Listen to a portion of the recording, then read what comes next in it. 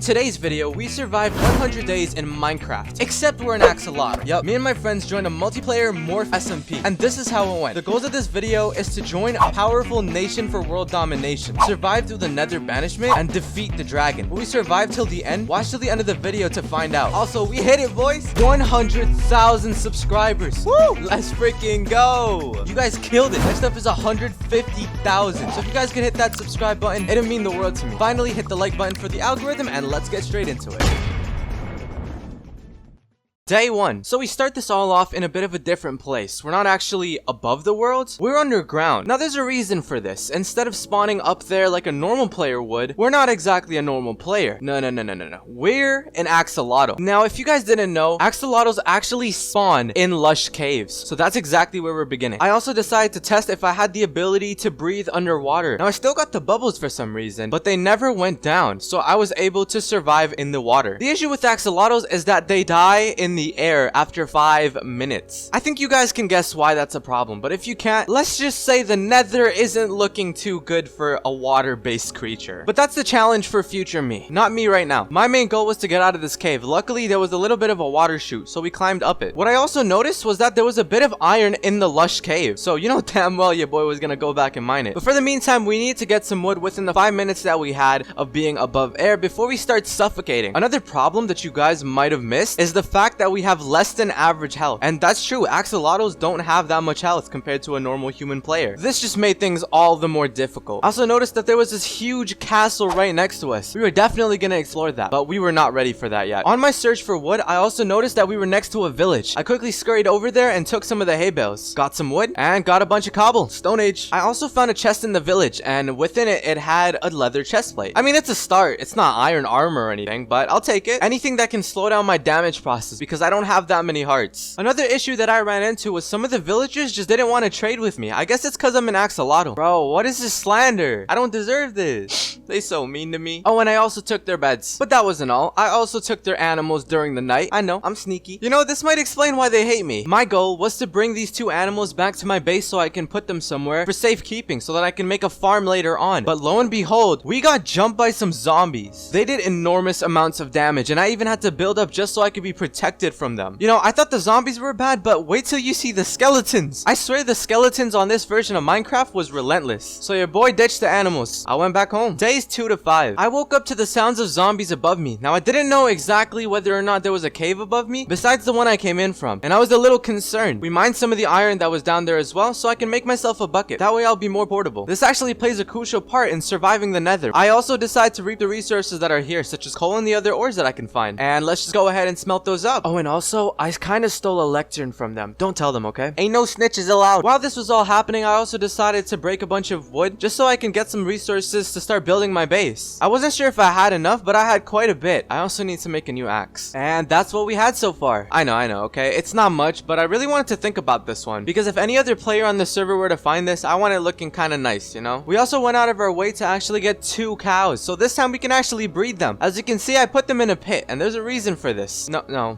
there wasn't. I also decided to start attacking a bunch of fish. Now you might be wondering, why are you going out of your way to attack some fish? You already have plenty of food. I don't know. I just wanted to keep the tradition going. With my other 100-day videos, I did the same thing. Now see, this is a situation where I thought I was full of myself. You know, I thought I was ready, prepared to attack the dungeon. No, not the dungeon, the castle. Just by going into the castle for like a mere couple seconds, I realized that there was a lot of danger there and a high density of mobs. The entire thing was filled with spawners. The only thing I wondered was what the loot was like in there. It's probably a lot. I also wanted to see if there was any other easier dungeons or structures that I can bump into, but I had no luck with that. Day 6 to 10. I spent a lot of this time trialing and erroring with a bunch of the builds that I wanted to do, but primarily the house. I didn't really know what kind of shape it should look like, but this is what I came out with. Not too shabby. Somewhere along the lines, I also wanted to explore a bit of the jungle that was nearby. It's actually right behind us, and I wanted to check out what was in there. I don't know why, but I was really hoping to see like a panda or a panda's base. Instead, I encountered a fox, which wasn't that bad. They seemed to have a home and 2 of them were just lying in front of it. I personally wanted to check it out, so that's what I did. I went inside, took some iron from one of the chests, and I just left before they realized that I took from them. And here's a clip of me struggling to actually get out through the vines because I'm an axolotl. After I got back to my base, I also went on to making some fences. This is because I wanted to make a bit of an animal pen for the cows that I left underneath the ground. Uh-oh, do they have air in there? And that's what it looks like. Pretty simple, straightforward, nothing fancy. Right when I went there to see what my house looked like, there was something else there with it. It was one of the other 1.17 editions, the goat. This thing sprinted at my house. It was ridiculous, and I was just keeping an eye on him. It broke open the gate that I just created for my cows and killed both of them. And then he just walked away as if he didn't know nobody. This was a situation that was so uncalled for. I don't even know why they did it. But there was one thing that was certain. I was definitely going to figure out what the heck was going on and get revenge on my dead cows. Days 11 to 20. Upon closer inspection, I also realized that the goat got in through the window. They just completely demolished one of the windows. I actually had to patch that up, and alongside that, I also decided to make a different pen for different animals. I started bumping up the security. I also needed a shield. And then out of nowhere, I started getting attacked by a skeleton. Now this thing was mad. It would only take it around 2 to 3 hits to actually kill me off. So luckily I had a shield. And in remembrance to the cows that were lost during this event, I also decided to make 2 lovely graves. The one on the left will be called Zachary Mateus, and the second one will be called cow number 2. It will forever remain in our memories. I'm happy this initial starting area is kind of like a bunker if everything goes wrong. But we out of everyone wasn't gonna let that happen. I decided to continue my security measures. I also made it so there was quite literally no way to actually escape the gates. This way there's no getting in or out. But I had a little bit of an idea on a way in and out that would only be specific to other axolotls, which by the way on this server aren't the dominant species. But despite that, I also decided to add a layering of another set of fences. I just had some extra and I didn't know what to do with them. And just in case any human actually came by, I also wanted to set a bit of a flooring, because if you didn't know, axolotls can fit on half slab areas. So that's exactly what I did. I created my half slab interior, and this is what it looks like. And as an even added security measure, I decided to add a sign that says gone fishing. So ain't nobody coming here, bro. Ain't nobody coming to this house. I felt safe. I really did. After I practically have the base set up, I decided to go exploring again. I wanted to find any more cool structures and get some wood along the way because, you know, I wanted to build a basement and maybe an attic as well. Also decided to go mining. I wanted to see if I can get full iron. Alongside that, maybe just a diamond or 2. Come on, game. Just be lucky. To my surprise, I probably got something just as equally as cool as diamonds. I found an amethyst geode. Now, these things are also part of 1.17. I decided to drop down and, hey, Bill Clutch, first try, let's go. Yeah, no, this thing was cool, but I didn't really need any of the stuff inside, but it is quite the sight. Shortly afterwards, I also found one of the custom biomes that we also have within the caves, which was the mushroom cave. Alongside that, there was a spawner next to it. Spooky, right? But also valuable items, and that's what I was here for. Nope, not according to the baby zombie that almost completely decimated my existence on the server. Because if you die on this server, you just get banned. It's out of my control. Now, getting to the chest that was in the back of the room was a little bit difficult, but I realized I could just mine around it and figure out a way to access the chest really quickly and bounce. And that's what I did. But listen, okay, if you thought that was cool, take a look at this. This is also another one of the custom biomes. There's crazy amounts of emeralds, crazy amounts of lapis. I was hoping diamonds, but we didn't really get any, unfortunately. But yo, I'm not complaining. I kept going further down and eventually I hit a point where I tapped into a lava pool. Now, this thing looked sick. Just take a look at this. Look at the amount of obsidian all over the place. And this huge, gigantic lava pool in the middle. It was definitely a sight. But another cool thing is that I noticed that there were actually chests that randomly spawn in these caves. So not only can you go normally mining, you can also just find a bunch of crazy stuff down here through the chests alone. Now that's revolutionary. And look, it gets even better. Take a look at this lush cave that somehow merged within this ravine.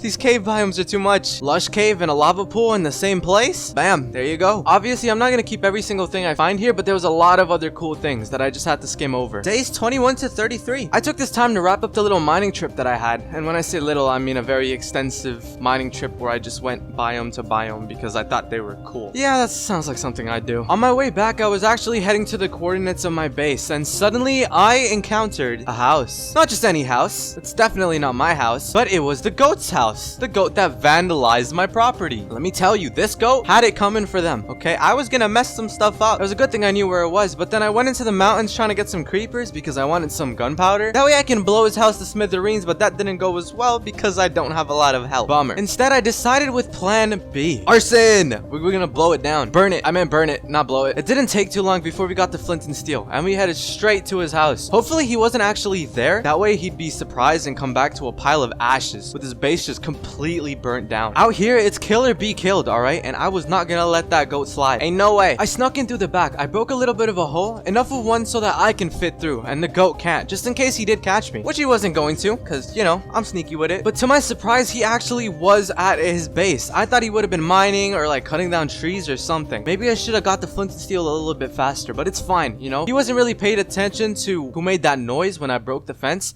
Instead, he was more paid attention to crafting something, I think? I don't know. I'll let you guys judge what he was doing. And there it was. We were burning down the house, one piece at a time. It didn't take too long before it started burning down a bunch of stuff. They soon realized that someone had to right-click their house with Flint and Steel for it to burn down like that. And they quickly scurried outside in search for the person, or creature in this case, that burnt their house down. And I just quickly got out of there as soon as possible, but close enough so I could still keep watch of it. Nothing was safe. Not even their fences. Everything was burning down, and it was all coming down into ashes. And that's when I knew that my job was done. I have gotten revenge. I went back to my base. This is also a clip of me smacking the all notifications button down below. You don't want to miss an upload, trust me. I was trying to work a little bit more on the interior design of the place. That way I'd look like a sophisticated axolotl than just some caveman axolotl. Alright, don't judge me. Reputation is important. But as soon as I began these new reconstruction ideas and plans that I had, I came out of my base and noticed that what I had done to the goat had been done to me. My entire base around me was burning down. It was all made out of wood. The only thing that I had left that wasn't wood was the glass. All of that work was just burning down before my eyes, and now I got the taste of my own medicine. I think I went a little too far. There was nothing I could do besides watch it all burn down. Even the animals were dead. I was the only one that remained. No trace of the culprit whatsoever, but I can kind of assume that it was probably the goat that did this. I grabbed everything valuable that I had and decided to move my base location because this place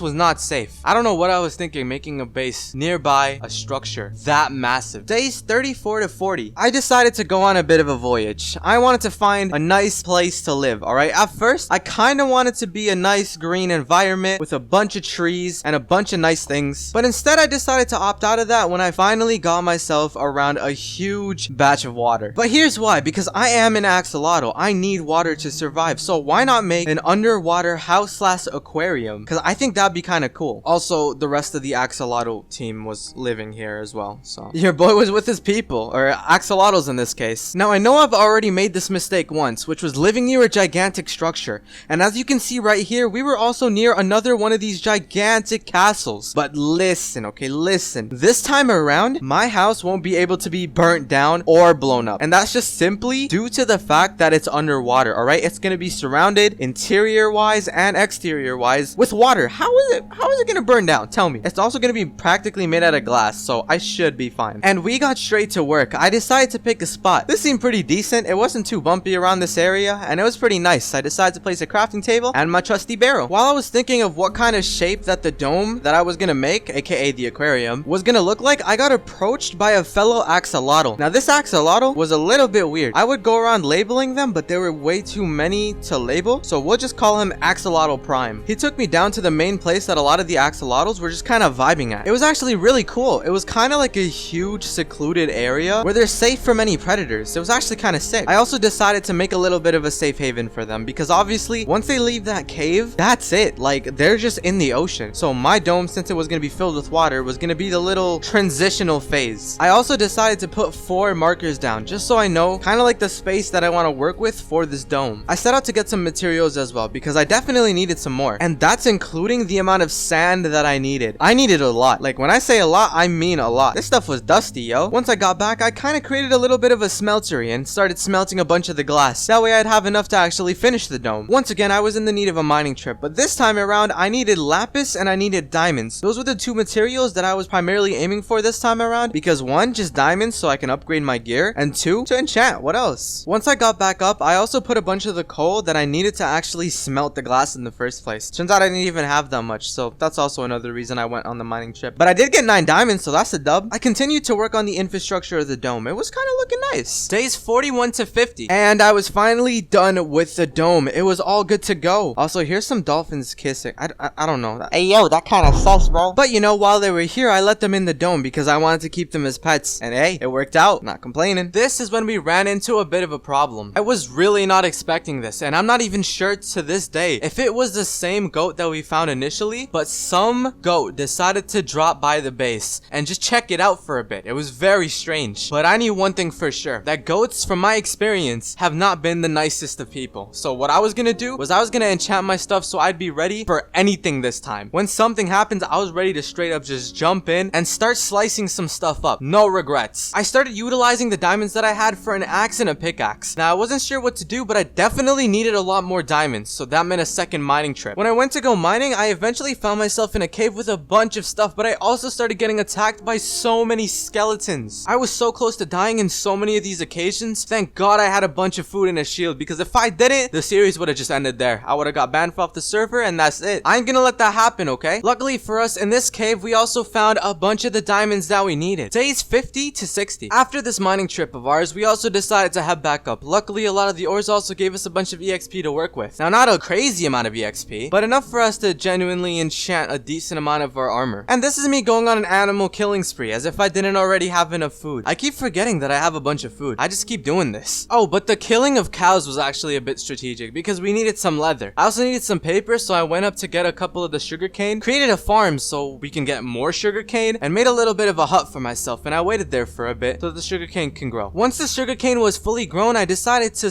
take a bunch of it. I left the bottom layer so that it could regrow again whenever I needed it. So I basically made a bunch of books, that way I can make some bookshelves to get better enchants. I noticed that something was a little weird. Some of the axolotls have actually escaped from the area and just started vibing around the place, like as normal axolotls do. They were hunting for fish, but they weren't alone. They were not the only hunters out right now. A pretty big predator of the axolotl is also a fox. And that's exactly who was hunting down some of the people that live there. I tried saving one of the axolotls by attacking the fox head on, but unluckily it did a lot of damage to me. I couldn't stay there for any longer. I had to book it. This was no laughing matter. A bunch of our members were dying to this one fox. It was ridiculous and I couldn't do much about it. But from what I soon realized, it wasn't just the fox that I had to worry about. Because not only was there a fox going around killing some of the axolotls, there was also a goat that was going around killing the axolotls, and who knows what else was there. While they were distracted and occupied, I decided that it was finally time. One of my team members in the axolotl team also decided to make a nether portal underneath, just in case things went south, and that's exactly what I decided to use. I went down there straight away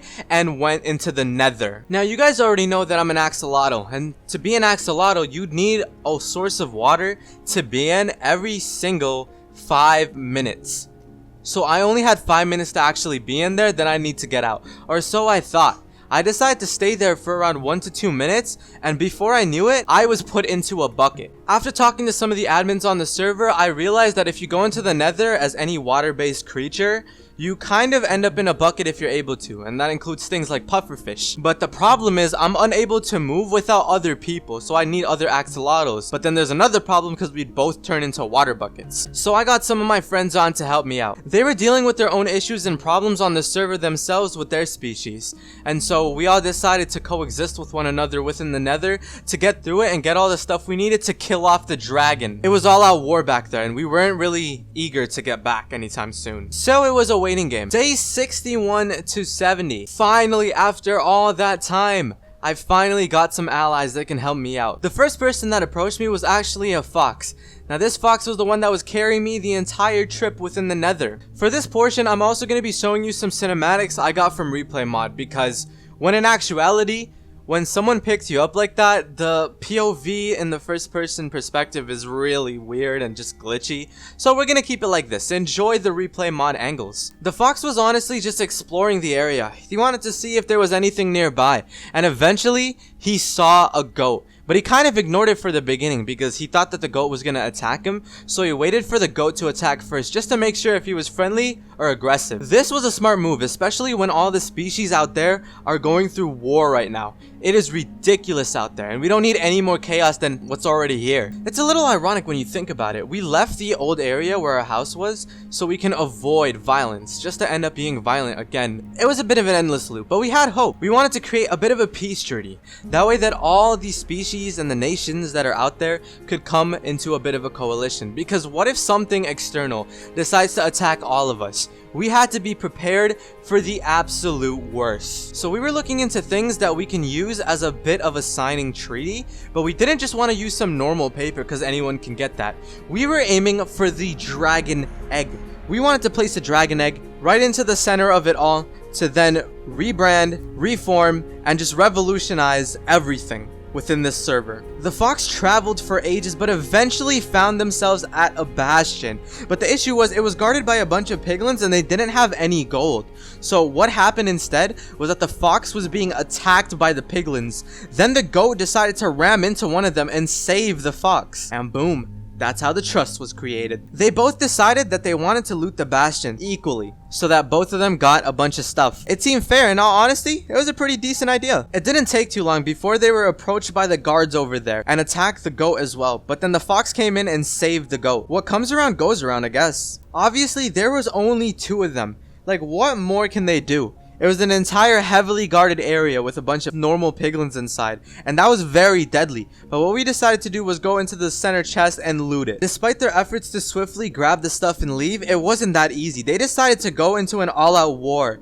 It was that one goat and that one fox versus the entire bastion remnant. It was honestly a gruesome fight that went on for quite some time. They just kept coming and kept spawning, so we decided to leave. It wasn't easy, but eventually we got on a bit of an outskirt and decided to leave through there. But before we did, we also realized that there were 2 more chests up there. And why would we even miss out on that opportunity? Those were like the 2 best chests out of the entire bastion. And there it was. We also got ourselves a bunch of iron, a bunch of gold from that, and even pig step. Now this was also crucial because not only are we going to use the Ender Dragon egg, we are also going to use pig step to create this alliance between all of the nations. We taking all W's today, baby. Then the second voyage of the Nether began, and that was to find the Nether Castle. Now this thing isn't the easiest thing to find, and obviously with my luck, you guys already know how long this thing takes to get, and it's just annoying. You guys are lucky this part is cut out, but it's honestly just a lot of walking until we get lucky. But boom! Lo and behold, we got ourselves at the Nether Castle. This was so we can get some blaze rods because we need that for the Eye of Enders to get to the Ender Dragon. Y'all know the drill. I think one of the most dangerous things within this situation would probably be the Wither Skeletons. They're the most aggressive and most dangerous thing here.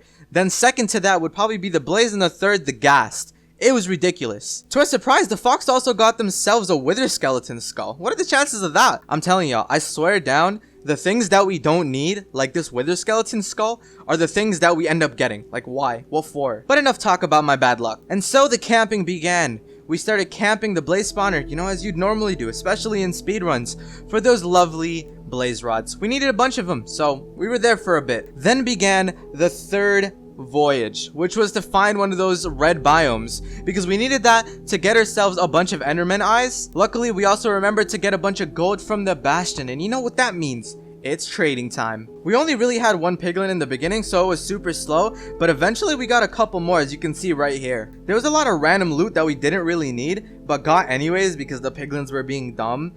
But at the end of it, we did get a bunch of ender pearls, and that's what really matters. During all of this, the 2 was also attacked by other piglins, and you know, obviously they had to just put them into the hole, but we were also jumped by demon pigs. Now these demon pigs are ferocious, okay?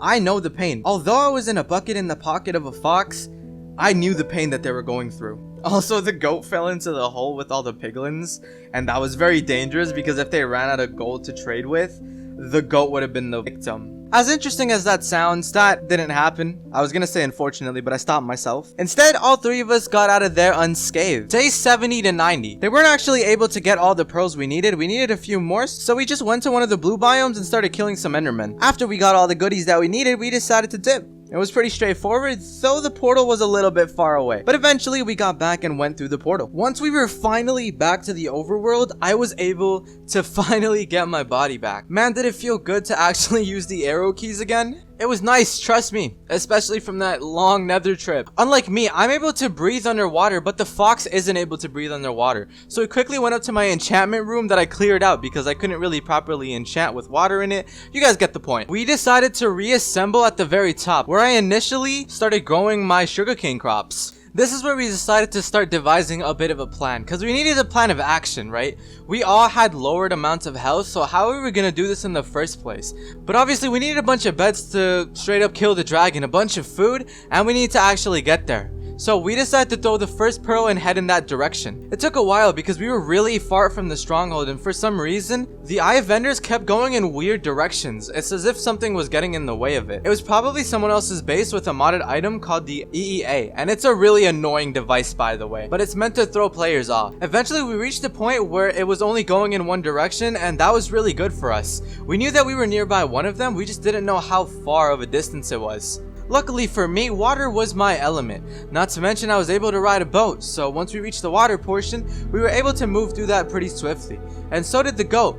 The one problem was, when the fox got into the boat, it kinda started suffocating, so they had to normally swim. FYI, it kinda took him ages to actually catch up with us because he was super slow. But once he finally did, he finally threw the last pearl that we needed that told us that the stronghold was right underneath our very feet.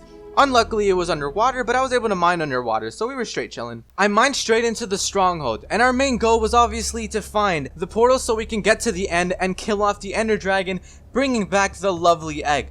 But the issue was that this stronghold was like any other stronghold, and we had to spend some time finding it. On our journey trying to find it, we also encountered this little bit of an open area, which had a custom cave in it, and it was attached to a library. It looked pretty sick, but also kind of broken. But you know what? We appreciate it regardless. Now in this bit, I'm sure some of you guys have already noticed, but our hearts were kind of glitching at that time. Despite how much food and saturation I get, it never really goes beyond that, and that's kind of just how the mod works.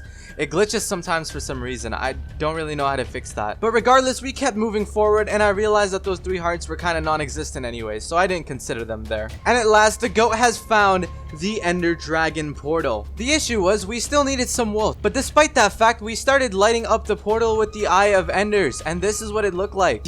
You know, a little bit off topic, but the fox holding an Eye of Ender in its mouth looks hella goofy. I don't know why, it just looks really funny to me. The goat was the first person to enter the end, and when I started bringing up the fact that we didn't have wool for the beds that we kind of wanted to speed up the Ender Dragon fight, it was basically just like the last person still in the overworld is the one that has to get it all. And guess what? Your boy jumped. You know, I wasn't letting the fox get in before me. It was fair play. We were also gonna wait just in case we were near killing the dragon before, you know, the fox got there. But it wouldn't be too difficult. We were right on top of land anyways. And there we were. We were finally at the end. This one was a little bit more difficult because I didn't have that many arrows, but I did have a couple. A lot of the places I actually had to build up to. And it was really annoying when I angered Enderman because I was literally like a 1 to 2 shot.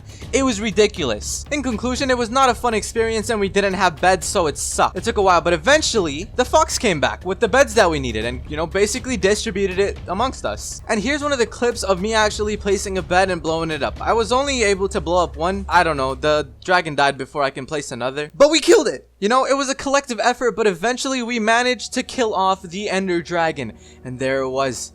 The Ender Dragon egg. You'd think from here on out it was a bit of smooth sailing, but again, we're not the best team, okay? So there were a bit of issues, such as the Ender Dragon egg not being able to be collected because we kept right-clicking it. It was like a game. Oh my god. It felt like whack-a-mole, okay? Days 90 to 100. After finally being able to collect the Ender Dragon egg, we decided to hop back in through the portal. This was kind of annoying because it actually brought us back to the initial place that we spawned at. That's a bit mad, but hey, you know, now we can finally explore the castle that I mentioned in the beginning. It was very chaotic. Despite us being fully stacked, fully enchanted, it was still a difficult place because of our low amounts of health. There's a lot of creepers, a lot of witches, skeletons, you name them.